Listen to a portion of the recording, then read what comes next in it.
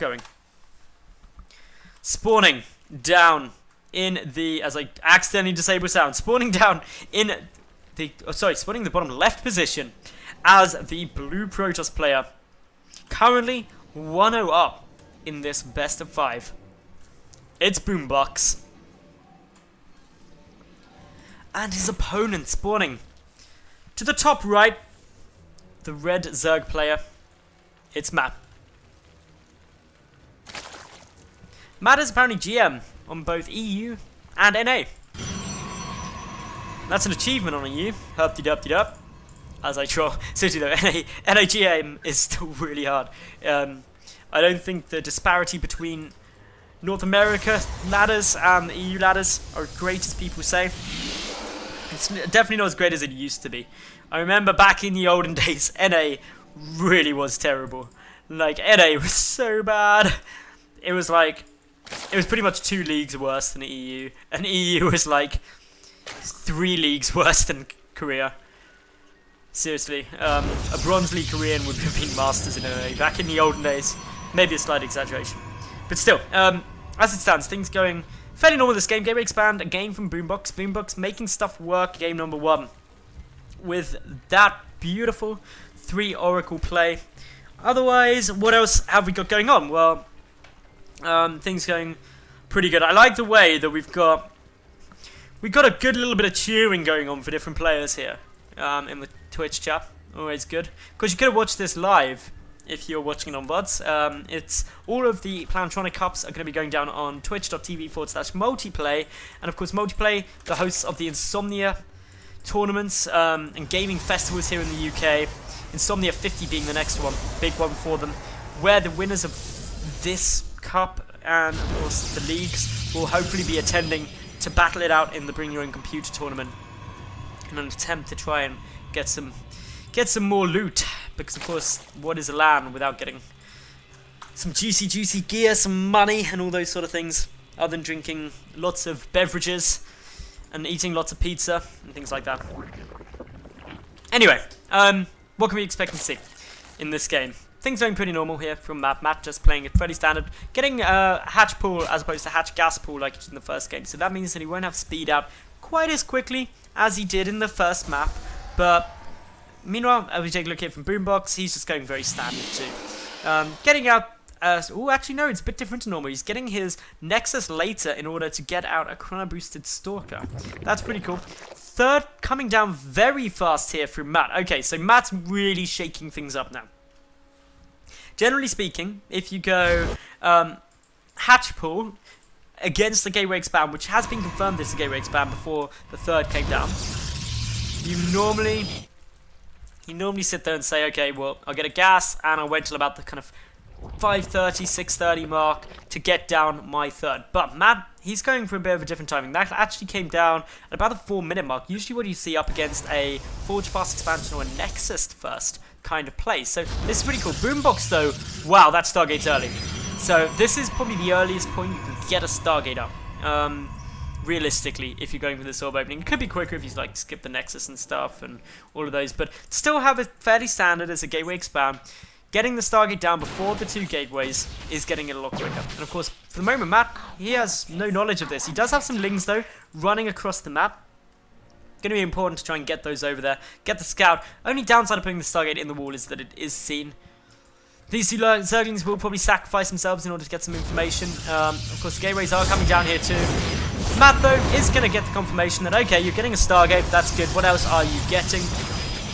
Running through with some lings there, but... Of course, the Mothership Core dealing some nice damage. We've got a nice little bit of stuff coming through here. A couple of extra gases, or first 2 gases only now getting taken by Boombox. Getting that Oracle down super early. Is he going to go for those 3 Oracles again? We can hope. I really hope he does. I like that 3 Oracle play. It's cool. It's going to be even better as well if Blizzard do go through with the Oracle changes. It'd be awesome. But yeah, forward comes a Stalker, a Mothership Core, and a Probe.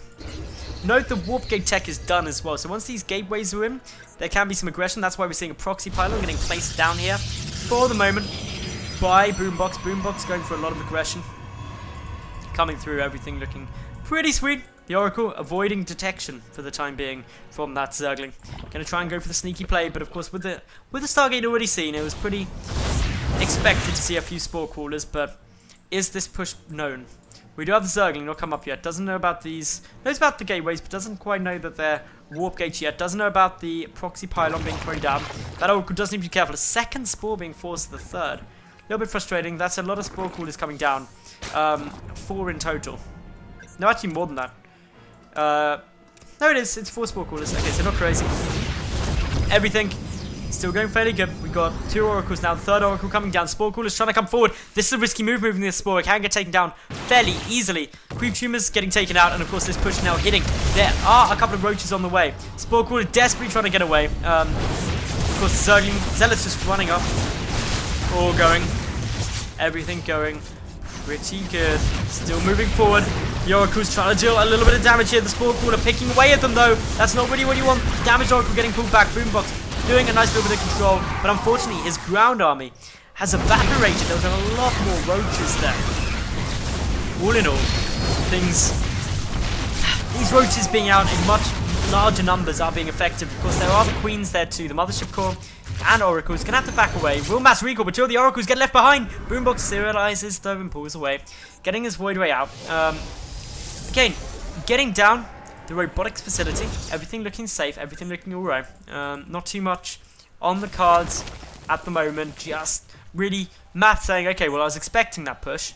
Bringing some drones with his army because he's seen all the fun the Terrans have with the SCV pools and wants to get going with it. And well, push is coming in. This is a little bit of counter aggression. Probably not going to be able to do much with the Void Ray there. And of course, the Oracles, no anti-air, but still, just moving forward. The drones have been discovered and will be returned. They are not Roaches. They wanted to be. They had aspirations beyond their means. And yeah. All in all, Lair taking at the third just gives it a bit of extra health. Main benefit of that. Robotics Bay nearly finished up, so Colossus production can get started fairly soon. Spy and a Hydroden on the way out here for Matt. So Matt going to be just trying his utmost to really get some good tech. Couple of Zealots just going to come sneaky by in here. Without any units around, this could actually deal a little bit of damage. Drones getting pulled, so that's not the end of the world. The Spy is scouted though. That's quite helpful. The Queen not getting taken out, instead just drones getting chased, but this is wasting mining time. It's very frustrating. Not really what you want to be dealing with. The Queen probably could have been killed if it was surrounded earlier, but now with the Roaches back, will get taken out. But gives a little look at what's there. Of course, no Hydralisks are out yet, even though the Hydroden has finished and has been finished for a while. And all in all, what should we be getting now? A nice little move out from Boombox. I think it'd be risky because obviously the Hydralisk count is going to start getting pretty much out pretty crazy very quickly. A couple of Corruptors being added to the mix. I'm interested to see that there's Corruptors there because of course the Void Rays in game number 1 work really well for Boombox against those. So Matt just feeling like he's held off the early aggression better and perhaps things are going to work out nicer for him this time. But Probe moving forward, going to probably try and get down a proxy pylon. Already got one down there. Going to try and get another one slightly further forward. The gateway count going to go up to 6. 6 gates isn't crazy. Also +1 is about 2/3 done. This push probably would wait until +1 is finished, and also waiting for that second Colossus. All in all. And yeah, in comes now a couple of Oracles waiting to go for it. The creep spread can not yet see the fact that there's, of course, a horrible, horrible pylon hiding. All in all though, small movement forward. Oracle's trying to get in a position where they can move in and go for some damage, but pre-spreading by Matt now. He's ready for the engagement to come. He's ready for this push to hit. He still can't see or know for sure that it's coming. Very smart play here. But down comes the detection. Once again, another nice little timing. And well, in now comes with a good force.